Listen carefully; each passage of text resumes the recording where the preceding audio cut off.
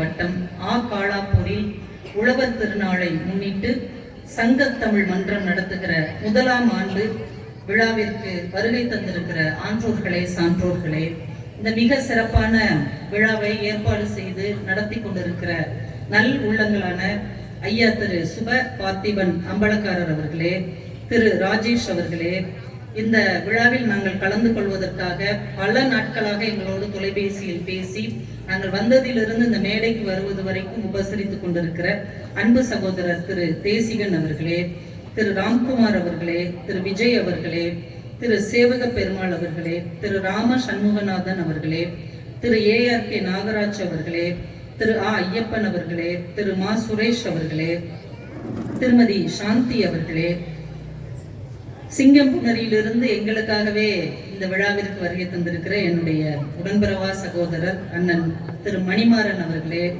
அன்பிற்கினிய சகோதரர் திரு சோமசுந்தரம் அவர்களே, மிக அழகாக இந்த விழாவை தொகுத்து வழங்கிய விண்மதி அவர்களே, மற்றும் தோளோடு தோள் நின்று உதவிய நண்பர்களே, சகோதரர்களே, இந்த மேடையில் மிக சிறப்பான தங்களுடைய சாதனைகளுக்காக இந்த மேடையில் விருது பெற்றிருக்கிற மிக உயர்ந்த சரித்திரத்துக்கு சொந்தக்காரர்களான என் அன்பிற்கு இனியவர்களே, ஒலிபெருக்கி நண்பர்களே, மேடையில் விற்றிருக்கிற பட்டிமன்ற பேச்சாளர்களே, கிராம பொதுமக்களே, உங்கள் அத்துணை பேருக்கும் எங்கள் பட்டிமன்ற குழுவின் சார்பாக பணிவான வணக்கங்களை கனிவோடு தெரிவித்துக் கொள்கிறேன்.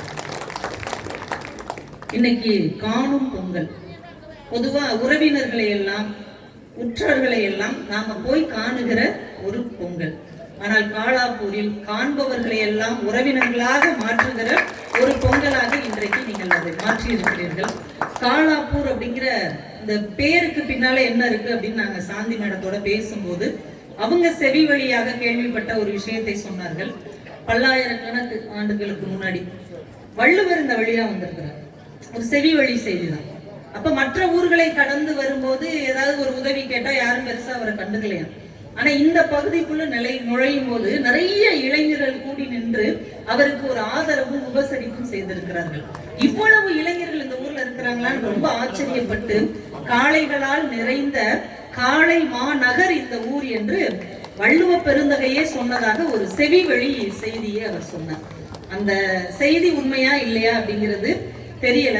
ஆனா இன்னைக்கு இந்த விழாவிலே பரிசு பெற்றவர்களை எல்லாம் பார்க்கும்போது உண்மையிலேயே சாதனை படைக்கிற காளைகளால் நிறைந்த ஒரு காளை மாநகரம் தான் இந்த காளாப்பூர் என்பதை உங்க ஒவ்வொரு வீட்டிலிருந்தும் ஒரு சாதனையாளர்கள் வந்து நிரூபித்திருக்கிறார்கள். அது இந்த சங்கத்தமிழ் மன்றத்தை முதல் ஆண்டு விழாவாக தொடங்கும் போதே இது ஒரு சாதனை நிகழ்ச்சியாவே தொடங்கிட்டீங்க.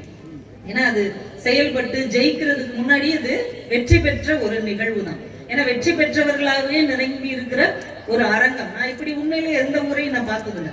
ஏன்னா உள்ள நுழையும் போது ஏதோ காளாப்பூர்னா ஏதோ ஒரு சின்ன கிராமம் போல அப்படிதான் நாங்க நினைச்சிட்டு வந்தோம். ஆனா வந்து பார்த்தா 1960, 70களிலேயே மிகச்சிறந்த கல்வி அறிவு பெற்ற ஒரு ஊராக இந்த ஊர் திகழ்ந்து இருக்கிறது என்பதை மேடையில பெரியவங்க பரிசு வாங்கும் போதெல்லாம் நாங்க பார்த்தோம். விமானப்படையில், இராணுவ படையில், ஐயா காவல்துறையில், பொதுப்பணித்துறையில், குத்துச்சண்டையில், சுங்கவரித்துறையில், மருத்துவத்துறையில், கல்வித்துறையில், அரசு துறையில் ஒரு டிபார்ட்மெண்ட்டையும் விடல. ஆளினால் அப்படின்னா அது இந்த ஊர் தான். சிற்பக்கலையில் ஒண்ணு கூட விடல. எதையாவது ஒண்ணு விளையாட்டுல எதையுமே மிஸ் பண்ணாம எல்லாத்துலயும் கோல் அடிப்பாங்க இல்லையா, அப்படி ஒரு சிறந்த ஊரை நாங்க இந்த வருஷம் இப்பதான் முதல்ல சந்திக்கிறோம். அதற்காகவே இறை அருளுக்கும் வடக்கு வாசல் செல்வி அம்மனுக்கும் எங்களுடைய மனமார்ந்த நன்றிகளையும் வாழ்த்துக்களையும் நான் உங்களுக்காக தெரிவித்துக் கொள்கிறோம். ஒரு சகோதரர் பரிசு வாங்கும் போது அம்பலக்காரர் ஐயா சொன்னார், அவரால் பேச முடியாது அப்படின்னு. அவர் பேசாட்டி என்ன, இன்னைக்கு இந்த ஊரே அவரை பற்றி பேசிக் கொண்டிருக்கிறது. பிரதமர் வரைக்கும் சென்று பரிசு வாங்கிய ஒரு மாற்றுத்திறனாளி. அவர் மாற்றுத்திறனாளி அல்ல, இந்த சமூகத்தையே மாற்றும் திறனாளி என்பதை இந்த மேடையிலே அவர் நிரூபித்திருக்கிறார். எல்லா துறையிலும், விமானத்துறையிலாம் எப்பவுமே அவர் ஜாயின் பண்ணியிருக்கிறார் பாருங்க. இன்னும் விமானத்தை பார்க்காத எத்தனையோ மக்கள் நம்ம ஊர்களில் வாழ்ந்து கொண்டிருக்கிறார்கள். ஆனா 1970, 80களிலேயே அந்த துறையில ஒரு மிகப்பெரிய இடத்தை பிடித்த ஒரு மாமனிதர் இங்கே இருக்கிறார். அவரை பார்க்கும் போதே ரொம்ப நெகிழ்ச்சியா இருந்தது. அந்த காண்டேகர் கடத்தல் வந்து நம்ம எங்கேயோ தொலைக்காட்சியில தான் பார்த்துட்டு இருந்தோம். ஆனா அதுல ஒருத்தரா இருந்து அந்த சம்பவங்களை எல்லாம் அவர் நேரில் பார்த்து அதை கடந்து வந்திருக்கிறார் என்றால் எவ்வளவு பெரிய மன உறுதி படைத்த மனிதர்கள் நிறைந்த ஊர் என்பது இந்த ஊரை நினைக்கும் போது பெருமையாக இருக்கிறது. வேளாண் துறையில ஒருத்தங்க, மருத்துவத்துறை சொல்லிட்டாங்க, வேளாண் துறையில ஒரு ஐயா நிறைய புத்தகங்களில் எல்லாம் பணியாற்றி கொண்டிருந்தவர். இந்த ஊரே நிறைய அறிவாளிகளா தான் இருக்கு. அம்பலக்காரரே பொதுவா எந்த ஊருக்கு போனாலும் அம்பலக்காரர் கத்தி கத்தி தான் பேசுவார். இந்த ஊர்லதான் கவிதையாகவே பேசக்கூடிய ஒரு அம்பலக்காரர் இருக்கிறார். இவ்வளவு பரபரப்பான வேலைகள் கவிதை எழுத முடியாதுங்க, அதெல்லாம் கஷ்டம். அவர் சர்வ சாதாரணமா இன்னொரு 4 வரி எழுதிட்டு வந்துட்டார். இன்னும் 5 நிமிஷம் கொடுத்தா இவங்களுக்கு ஒரு கவிதை, மைக் செட்டுக்காரங்களுக்கு ஒரு கவிதை, எல்லாருக்குமே கவிதை எழுதி ஒரு புஸ்தகமே போட்டுருவார் போல. அப்படி ஒரு அம்பலக்காரர், ஒரு கவித்துவமானவர்.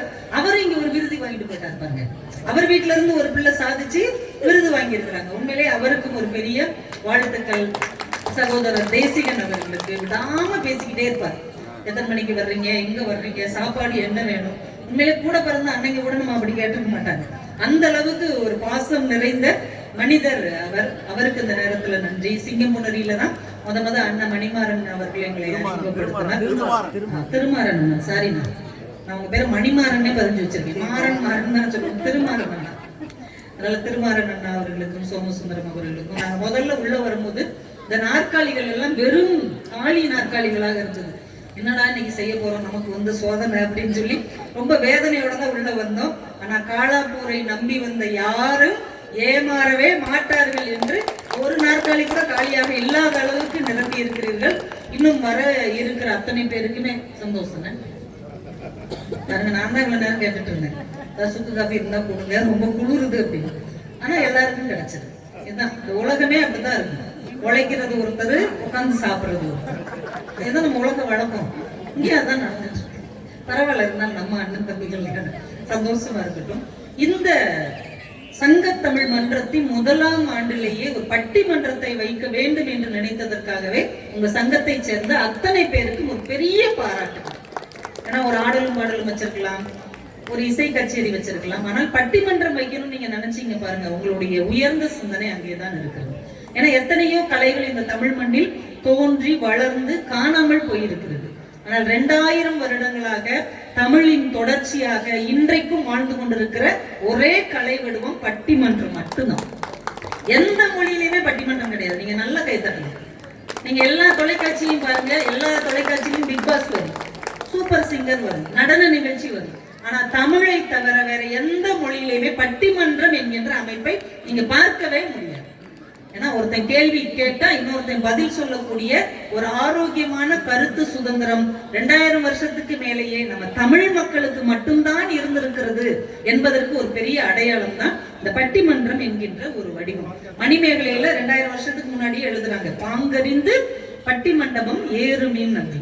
இன்னைக்கு வரைக்கும் அந்த பாங்கரி பட்டிமன்றம் தமிழ் கூறும் நல்லுலகு எங்கும் உலகத்திலே தமிழர்கள் வாழுகிற எல்லா இடங்களிலும் நடந்து கொண்டே இருக்கிறது. எங்களுடைய தமிழ் அறிஞர் பேராசிரியர் சாலமன் பாப்பையா அவர்கள் 100 கோடி பேர் வாழ்கிற இந்த இந்திய மண்ணில் 100 பேருக்கு தான் வருஷம் பத்மஸ்ரீ விருது கிடைக்கும். பட்டிமன்ற பேச்சுக்காகவே பத்மஸ்ரீ விருது வாங்கிய ஒரே மனிதர் சாலமன் பாப்பையா அவர்கள். அவருடைய வழி தோன்றல்களாக எங்களுக்கு கிடைக்கிற வாய்ப்பை முடிந்த அளவு நாங்க தரத்தோடும் சிறப்போடும் செய்வதற்கு முயற்சி செய்து கொண்டே இருக்கிறோம். உங்களை மாதிரி நல்ல மனிதர்களுடைய ஒத்துழைப்போடு. ஏன்னா யாதும் ஊரே யாவரும் கேளீர் அப்படிங்கிறது நம்ம சங்க தமிழ் வார்த்தை. நீங்க சங்க தமிழ் மன்றம் தானே பேர் வச்சிருக்கீங்க.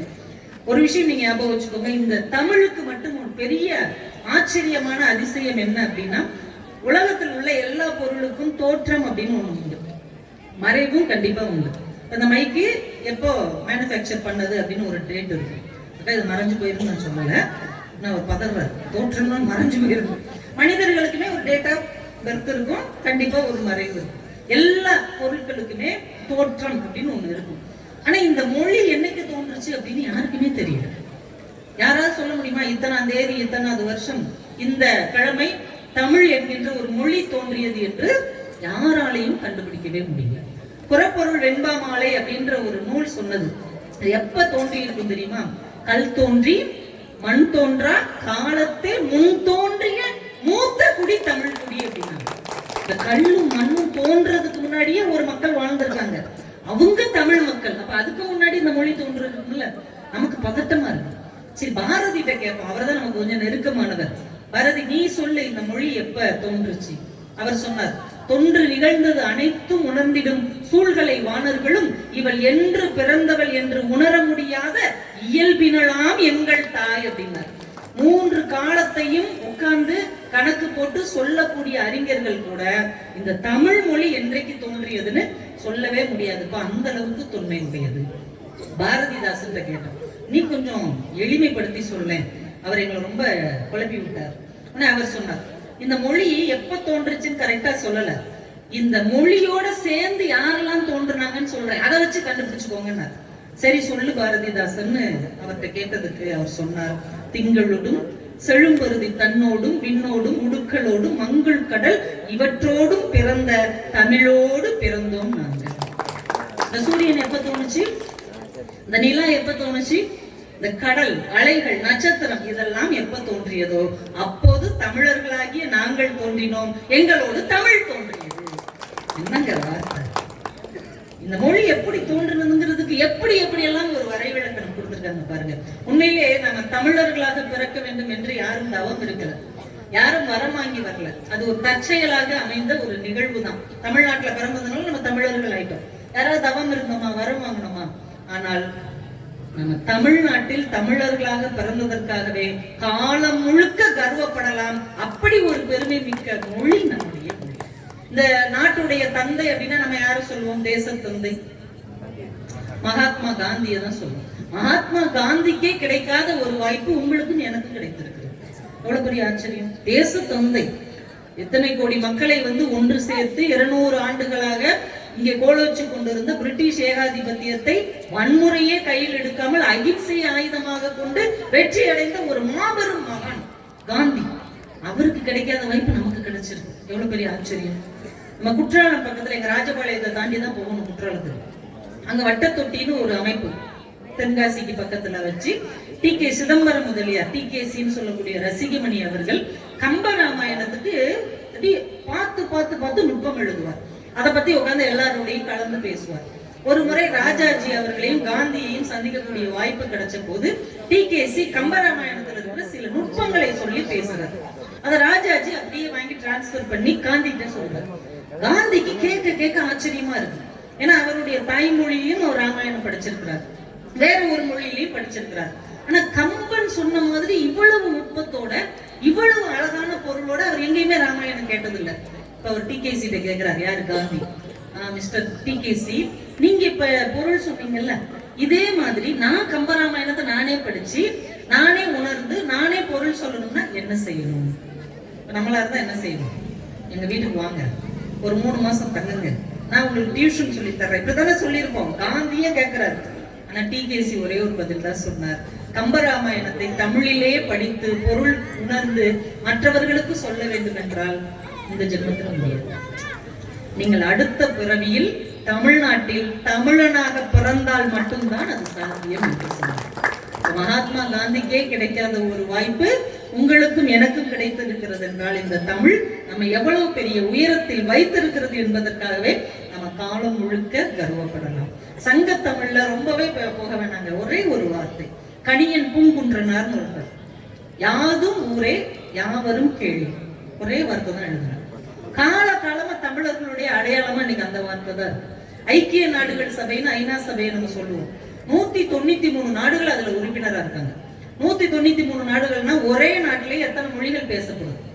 ஒரே நாட்டுல தான் நம்ம இந்தியாலே 6000 மொழிக்கு மேல பேசப்படுகிறது. அப்ப 193 நாடுகள்லயும் எத்தனை ஆயிரக்கணக்கான மொழிகள் பேசுவாங்க?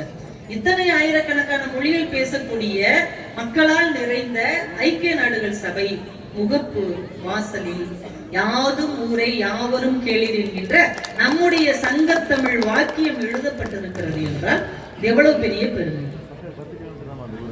கனி இங்க பூங்குன்றம் இங்கதான் பாருங்க, ஒரு பெருமை. பூங்குன்றம் இங்க பக்கத்துலதான் இருக்குல்ல, அதுக்கு பேரு மகிபாலன் பட்டி. பாருங்க எவ்வளவு நீங்க வரலாற்றுக்கும் சரித்திரத்துக்கும் ரொம்ப நெருக்கமா இருக்கிறீங்க. சிராவையிலும் இங்கதானே பக்கத்துல இருக்கீங்க. ஜீவா வாழ்ந்த ஊர். ஜீவா காந்தி பார்க்கும் போது சொன்னாராம், ஜீவா சொன்னாராம் காந்தி கிட்ட, என்ன இங்க இருக்கிறீங்க, உங்களுடைய சொத்து என்ன அப்படின்னோடனே, எனக்கு என்னங்க இந்த இந்தியா தான் என்னுடைய சொத்து அப்படின்னு ஜீவா சொன்னபோது காந்தி சொல்லியிருக்கிறார், இல்லை இல்லை நீங்கள் தான் இந்த தேசத்துக்கே சொத்து என்று ஜீவாவை பார்த்து சொன்ன அந்த சிராவயல் பூமியும் இங்க பக்கத்துல தான் இருக்கு, பரம்புமலையும் இங்கதான் இருக்கு, பாரி அல்ல அல்ல இங்க இருந்து இப்படி நடந்து போனா போயிடலாம் போல, ஐயா காமிக்க ரெண்டாதான் இருக்கு அப்படின்னு போனாலே பாரிய பார்க்கலாம் போல, பரம்புமலை. ஓ சரி சரி சரி சரி. அதெல்லாம் என்னங்க கடையேழு வள்ளல்கள் நம்ம 7 பேரை சொல்றோம். எத்தனையோ பெரும் மன்னர்கள் இருந்தாங்க, முடிசூடிய மூவேந்தர்கள் இருந்தாங்க. ஆனா கடையேழு வள்ளல்கள் அவங்க எல்லாம் இருந்தாங்களா? சின்ன சின்ன குறுநில மன்னர்கள் தான் இருந்தாங்க. அதுல ரொம்ப முக்கியமானவர் பாரியும் பேகன். 7 பேர்ல 2 பேர் தான் ரொம்ப ரொம்ப முக்கியமானவங்க அப்படின்னு முன்னோர்கள் சொன்னாங்க. என்ன காரணம் தெரியுமா? மற்றவர்கள் எல்லாம் தன்னை தேடி வந்தவர்களுக்கு பரிசும் பொருளும் உதவியும் கொடுத்தார்கள். ஆனால் பாரியும் பேகனும் மட்டும்தான் வாய் பேச முடியாத உயிரினங்களுக்கு தானாக போய் உதவி செய்தார்கள். குறுநில மன்னர்கள் தான் வள்ளல்களாக இருந்தார்கள்.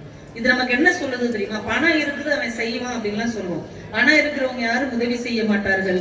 யாரிடம் மனம் இருக்கிறதோ அவர்கள் தான் உதவி செய்வார்கள். அவங்க தான் உண்மையான வள்ளல்கள் என்பதற்கு இந்த பாரி என்கின்ற ஒரு மிகப்பெரிய மனிதன் நம்ம ஊருக்கு பக்கத்திலே இருந்திருக்கிறார் என்றால் உண்மையிலே நீங்க அப்படியே வரலாற்றுக்கு நடுவில் உட்கார்ந்துருக்கீங்க.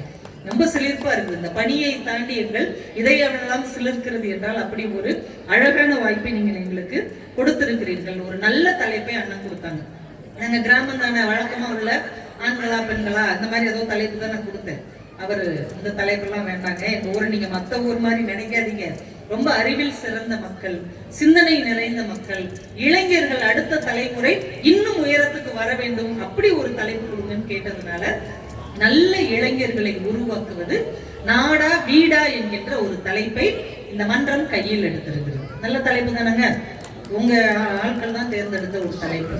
இளைஞர்களுக்கான ஒரு தலைப்பு கொடுக்குங்க. இந்த காலம் இளைஞர்கள் காலம், இன்னும் சும்மா பழைய பாட்டையே பாடிட்டு இருக்க கூடாது அப்படின்னு. ஏன்னா இன்னைக்கு இளைய தலைமுறை ரொம்ப வித்தியாசமா யோசிக்கிறாங்க.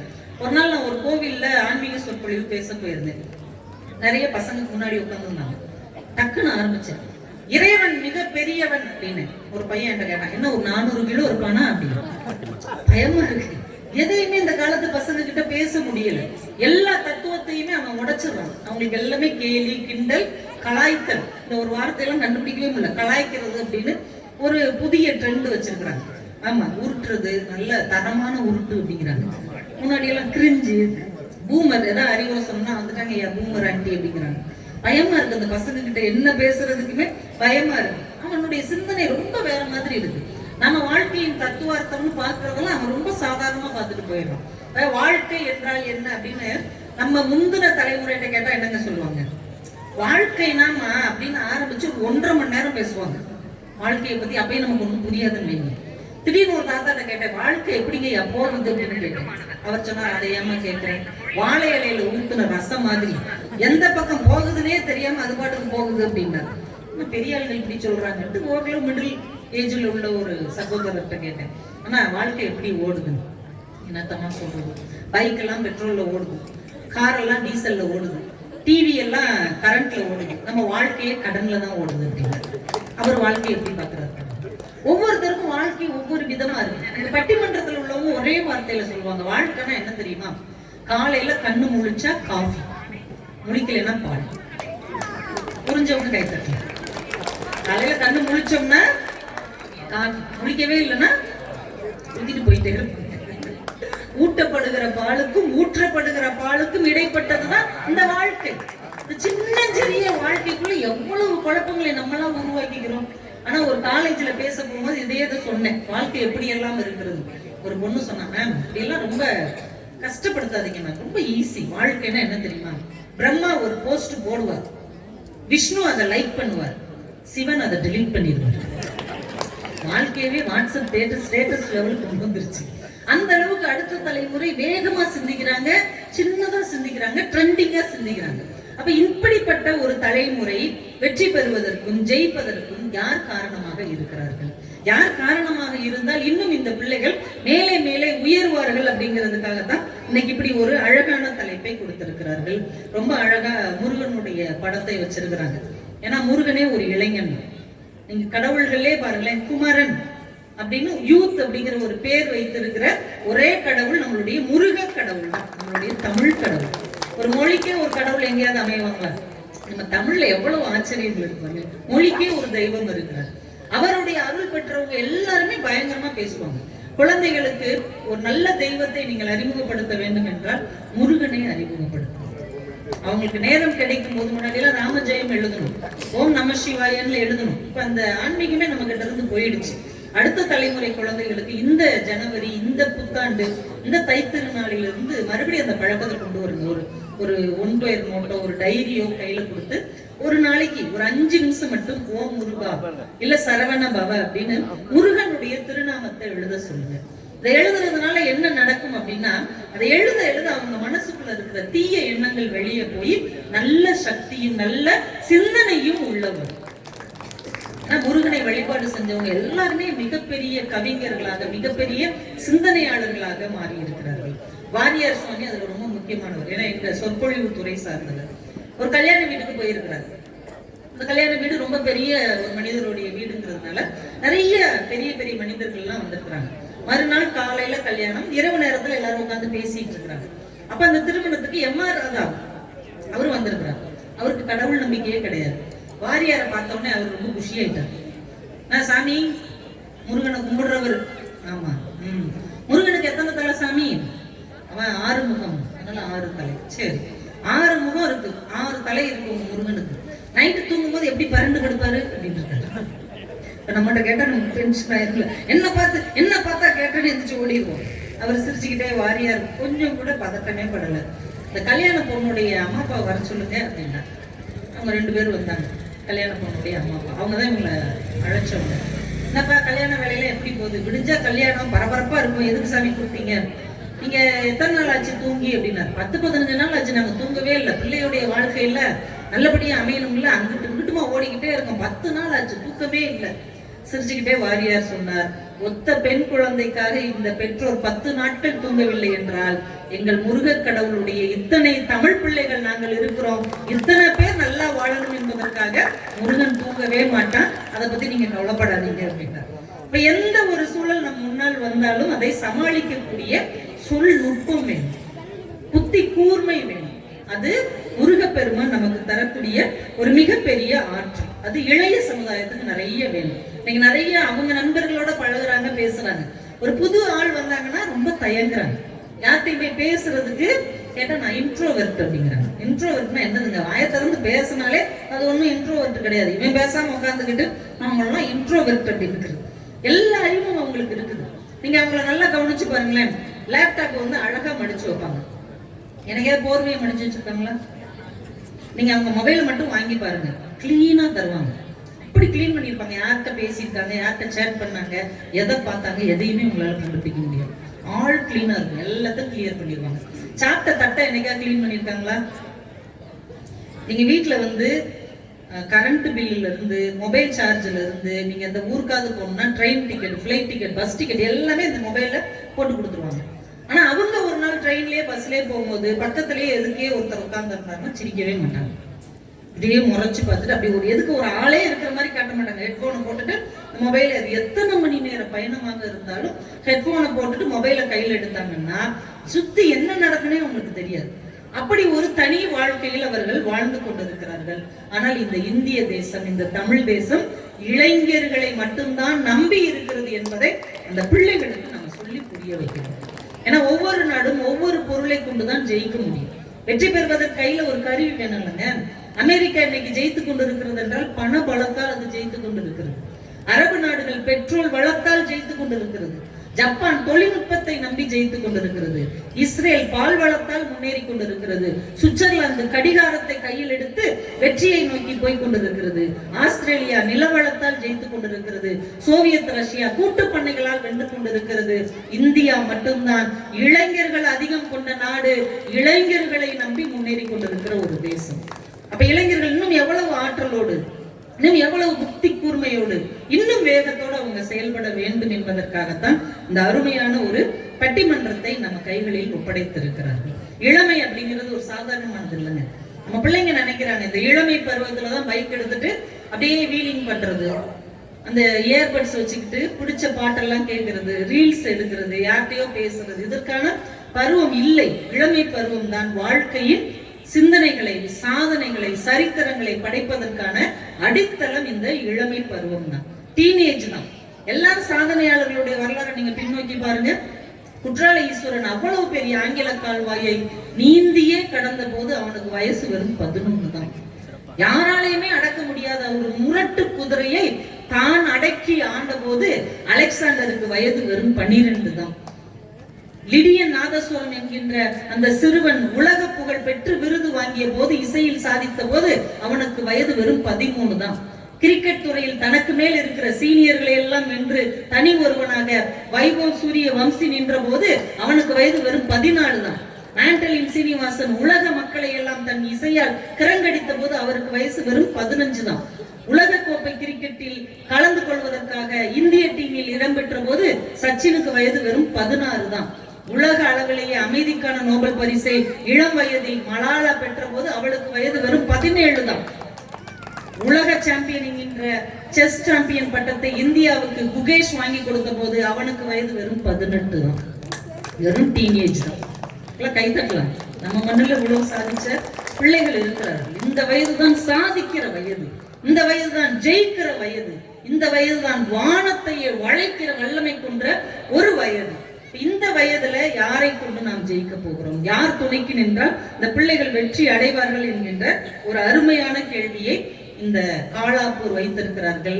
அதற்காகவே காளாப்பூரை சேர்ந்த ஒவ்வொருவருக்கும் எங்களுடைய நன்றிகளையும் வாழ்த்துக்களையும் தெரிவித்துக் கொண்டு, நாடு செய்யுதா, நாடுனா வீட்டை தவிர வெளியில இருக்கிற எல்லா சூழலும் நாடுதான். அது பள்ளிக்கூடம், லைப்ரரி எல்லாமே நாடுதான். நாடுதாங்க பிள்ளைங்களை எல்லாம் வளர்க்கும். வீடு சும்மா திண்ணி பண்டாரமா தான் ஆக்கி வைக்கும். நாடுதான் எல்லா அறிவையும் கொடுக்கும், விளையாட்டு திறமையை கொடுக்கும். தான் நாடுதானே விருது கொடுத்துச்சு அப்படின்லாம் பேசுறதுக்கு எங்களுடைய அன்பு அண்ணன் முதுகுளத்தூர் துரைப்பாண்டியன் அவர்கள் வருகை தந்திருக்கிறார்கள். ரொம்ப சிறந்த பேச்சாளர், அதை விட ரொம்ப சிறந்த மனிதர். யாரையும் பற்றி எந்த குறையும் நினைக்காத, எல்லோரிடத்திலும் நிறை மட்டுமே காணக்கூடிய ஒரு மனிதன் இந்த பட்டிமன்ற துறையில் இருக்கிறார் என்றால் எனக்கு தெரிஞ்சு அது எங்க அண்ணன் துரைப்பாண்டியன் அவர்கள் தான். எல்லாரையும் நேசிக்கக்கூடிய ஒரு மனிதர். நல்லா பாடுவார், பழைய பாடல்கள்லாம் நல்லா பாடுவார், நல்ல நகைச்சுவை பேச்சில் வல்லவர். அன்பு சகோதரர் துரைப்பாண்டியன் அவர்கள் நாடே அப்படின்னு பேச வந்திருக்கிறார். என்சிசி ஆபீசர் அவர். மற்ற பட்டிமன்றத்துல பாத்தீங்கன்னா அப்படி பேண்ட் ஷர்ட் ஷூலாம் போட்டு தான் வருவார். ஆனா நம்ம பட்டிமன்றத்துல அந்த தமிழ் பண்பாட்டு உடையோடு வரணும் அப்படிங்கிறதுக்காக தான் பவ்யமா வெட்டி சட்டையில வந்து உட்கார்ந்து இருக்கிறார். நல்ல சிறந்த ஆற்றல் மிக்கவர். அந்த அணிக்கு அணி சேர்க்க ஒரு இளைஞரே வந்துட்டார். நாடா வீடா அப்படின்னு கேட்டா நான் சொல்றேன் மேடம், நாடுதான் அப்படின்னு பேசுவதற்கு அன்பு தம்பி லட்சுமி நாராயணன் அவர்கள் தேவக்கோட்டையில வந்து வந்திருக்கிறார். சமீபமா ஒரு 2-3 வருடங்கள் தான் அவர் இந்த பட்டிமன்ற துறைக்கு வந்து ஆச்சு. ஆனா அதுக்குள்ள 30 நாள்ல 40 பட்டிமன்றம் பேசுகிற ஒரு பேச்சாளராக வந்திருக்காங்க.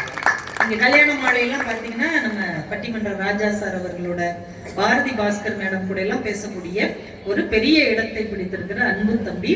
ரொம்ப அழகா பாடுவார், பேசுவார், என்ன தலைப்பு கொடுத்தாலும் அதை ஆற்றொழுக்கத்தோடு அணுகக்கூடிய நல்ல தம்பி லட்சுமி நாராயணன் அவர்கள் நாடுதான் அப்படின்னு 2 பேரும் ரோஸ் கலர் சட்டையை போட்டு வந்து உட்காந்துருக்காங்க. பஞ்சு முட்டாய் சட்டை. எப்பயுமே ஆண்கள் ஏதாவது ஒண்ணு சொன்னா பெண்களுக்கு ஒண்ணுதான் வழக்கம், அதை எதிர்த்து பேசணும். நம்மளுக்கு ஒரு குறிக்கோள்லாம் கிடையாது. நீ ஆமான்னு சொன்னா நான் இல்லைன்னு சொன்னேன், நீ இல்லைன்னு சொன்னா நான் ஆமான்னு சொன்னேன், அதுக்குதான் நாங்கள் படைக்கப்பட்டிருக்கிறோம் அப்படின்ட்டு 2 பெண்கள் இதே மேடையில வந்திருக்கிறாங்க. வீடு தாங்க குழந்தைகள் சாதிப்பதற்கு காரணம். அம்மா, அப்பா, அண்ணன், தம்பி, தாத்தா, பாட்டி எல்லாம் வீட்டுல தானே இருக்கிறாங்க. இந்த நாடு பிள்ளைகள் எப்படி எல்லாம் நாசமாக்குது அப்படின்னு பேசுறதுக்கு 2 சகோதரிகள். அதுல வீடேங்கிற அணியை தொடங்கி வைக்க அன்பு சகோதரி ராஜராஜேஸ்வரி அவர்கள் கடையத்திலிருந்து வந்திருக்காங்க. கடையம் ரொம்ப முக்கியமான ஒரு ஊர். பாரதியாருக்கு பொண்ணு கொடுத்த ஊர், செல்லம்மா பிறந்த ஊர். அதனால செல்லம்மா அந்த பிள்ளையை நாங்கள் எல்லா நிகழ்ச்சிக்கு கூட்டு போவோம். நல்லா பேசுவாங்க, நல்ல கருத்துக்கள் பேசக்கூடிய ஒரு நல்ல சகோதரி. அந்த அணிக்கு அணி சேர்க்க மலர்விழியை தெரியாதவங்களே யாரும் கிடையாது. நாகர்கோவில் மலர்விழி அவர்கள். அவங்கள நாங்க சின்ன குயில் அப்படின்னே சொல்றோம். அப்படி ஒரு கணீர்னு ஒரு குரல். பாடினாலும் சரி பேசினாலும் சரி. இன்னைக்கு கொஞ்சம் தொண்டை கட்டி இருக்கு. அவங்க தான் சுக்கு காஃபி கேட்டுக்கிட்டே இருந்தாங்க. வந்துருச்சாங்க அவங்களுக்கு சுக்கு காஃபி, சரி அப்ப நல்லா பாடிடுவாங்க. அவ்வளோ அழகா நகைச்சுவையோடு பேசக்கூடிய வல்லமை நிறைந்த மலர்விழி அவர்கள். சுகி சிவம் ஐயா போன்ற பெரிய நடுவர்களோட எல்லாம் பேசக்கூடியவங்க. அப்படிப்பட்ட மலர்விழி அவர்கள் உங்க கைத்தட்டல்களோடு இந்த ஊருக்கு வந்திருக்காங்க. 4 பேரையும் அறிமுகப்படுத்தியாச்சு. இனிமே அவங்க பாடாச்சு, உங்க பாடாச்சு. இளைஞர்களை உருவாக்குவது நாடா வீடா என்கின்ற பட்டிமன்றம் தொடங்குகிறது. ஒரு பனி வேற பெஞ்சிட்டு இருக்கிறதுனால உங்க நலன் கருதி ஓரளவு வேகமா நாங்க முடிச்சிருவோம். அதனால நீங்க ஒன்றும் பதட்டப்படக்கூடாது. நம்ம எல்லாரும் ஒன்னா சேர்ந்து நிகழ்ச்சியை முடிச்சுட்டு ஒன்னா கிளம்பி போவோம்.